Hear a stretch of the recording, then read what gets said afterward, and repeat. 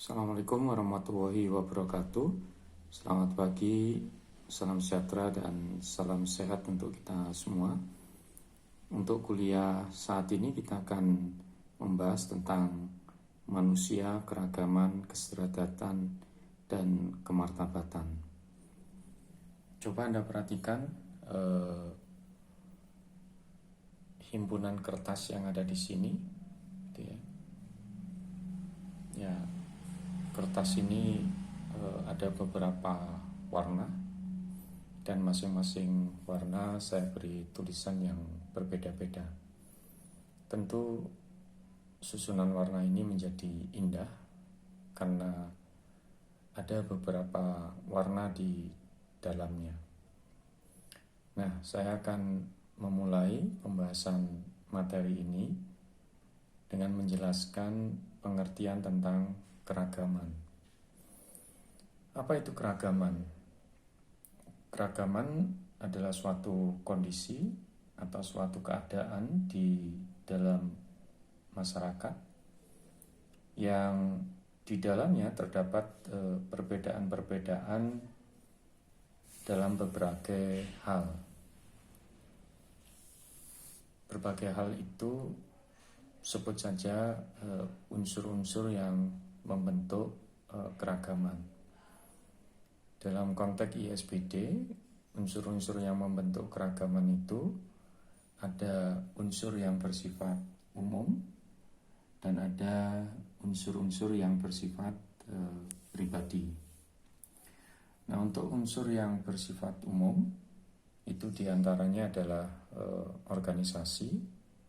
Seperti kita ketahui bahwa dalam kehidupan bermasyarakat kita menemukan ada yang disebut dengan organisasi kemasyarakatan agama atau ormas agama, ada ormas kepemudaan gitu ya, ada ormas yang berkaitan dengan kegiatan sosial gitu ya.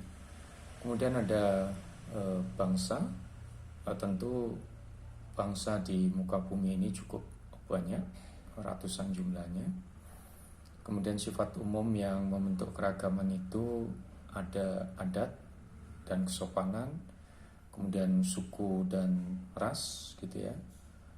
Kalau ras itu perbedaan karena adanya unsur-unsur yang bersifat fisiologis atau yang bersifat biologis.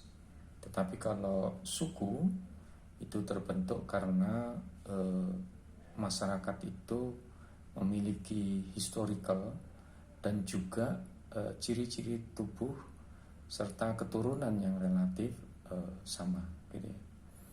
Kemudian ada keyakinan dan juga ada agama.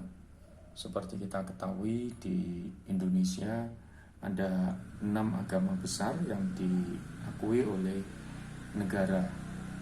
Ada agama Islam, Kristen, Katolik, Hindu, Buddha, dan Konghucu. Tentu di luar 6 agama besar itu juga masih ada agama lain yang berkembang di Indonesia seperti agama Tao gitu ya. Oke, kemudian ada ideologi, kemudian ada politik, kemudian ada tingkat pendidikan, dan ada kesenjangan ekonomi. Inilah unsur-unsur yang bersifat umum yang menyebabkan terjadinya keragaman dalam kehidupan bermasyarakat. Kemudian unsur keragaman yang bersifat pribadi itu yang pertama adalah motivasi. Kalau Anda tanyakan kepada teman-teman Anda di kelas yang sama, di prodi yang sama, mengapa mereka memilih program studi komunikasi misalnya, maka ada yang menjawab motivasinya karena dia ingin mengembangkan potensinya di bidang jurnalistik. Ada juga yang menjawab motivasinya memilih program studi komunikasi itu karena lapangan pekerjaannya luas misalnya, dan sebagainya. Nah, termasuk juga dengan cita-cita gitu ya. Kalau Anda tanyakan kepada teman-teman Anda, apa cita-cita mereka? Kalau Anda tanya pada 5 orang, ada kemungkinan ada 5 cita-cita yang mereka jawab. Mereka memilih program studi komunikasi mungkin karena dia punya cita-cita ingin menjadi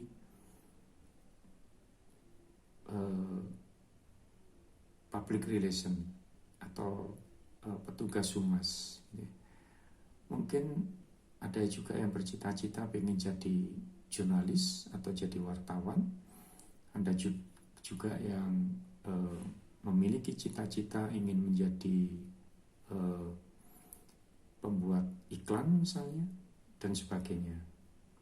Kemudian yang lainnya sifat pribadi yang menyebabkan terjadinya keragaman dalam kehidupan sosial dan budaya adalah tingkat kecerdasan. Seperti kita ketahui bahwa masing-masing orang itu memiliki tingkat kecerdasan yang berbeda-beda. Kemudian yang berikutnya adalah perilaku.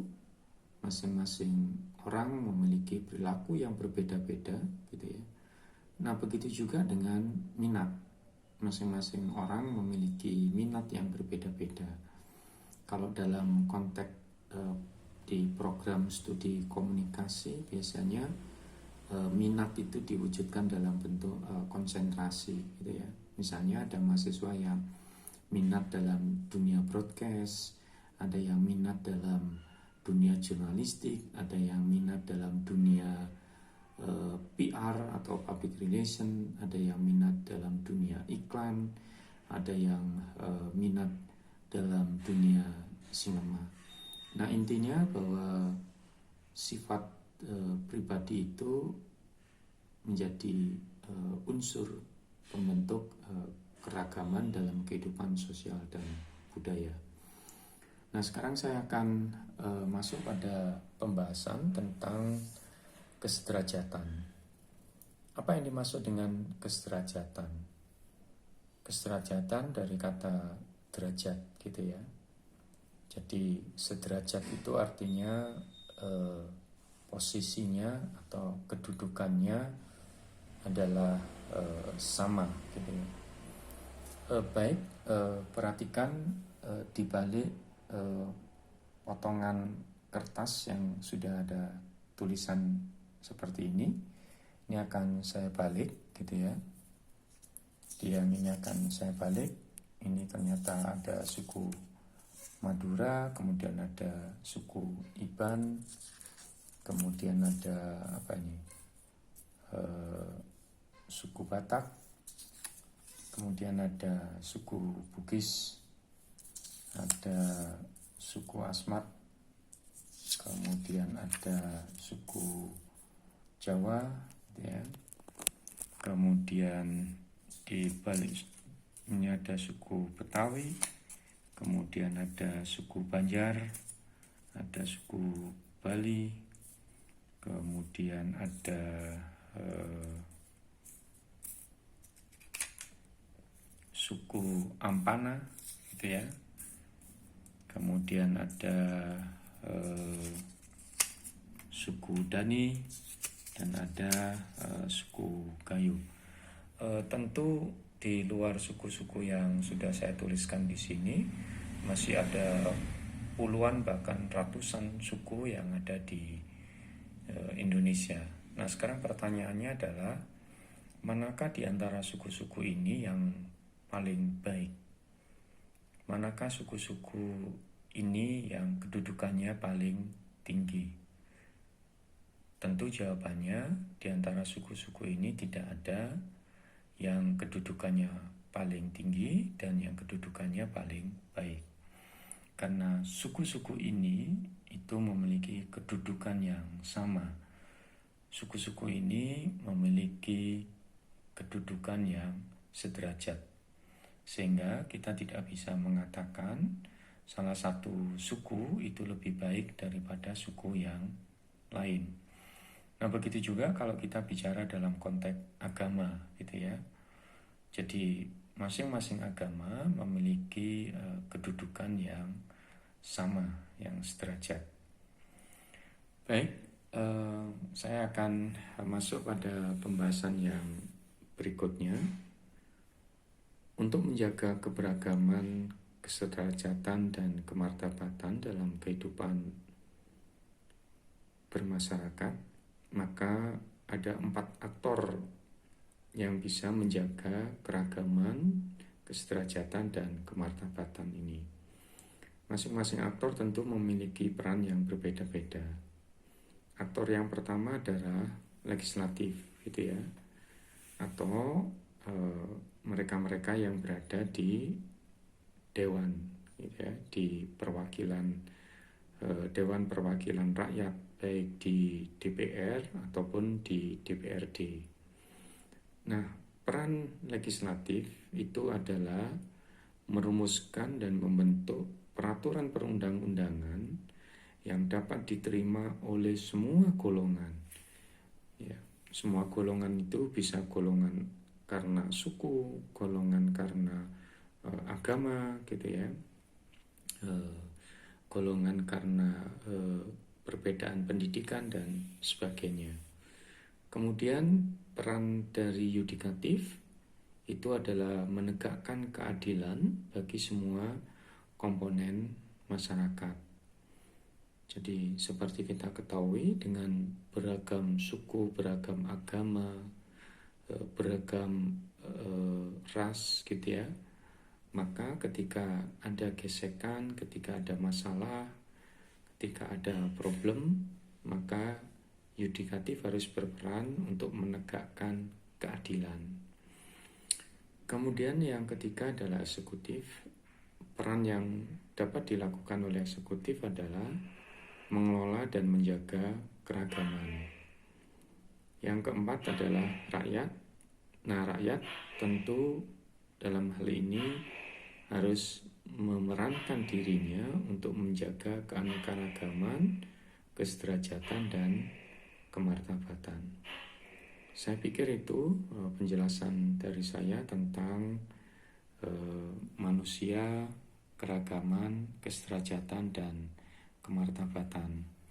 Untuk diskusi bisa kita lakukan melalui kolom komentar. Dari saya cukup sekian, kurang lebihnya saya mohon maaf. Assalamualaikum warahmatullahi wabarakatuh. Selamat pagi, salam sejahtera, dan salam sehat untuk kita semua.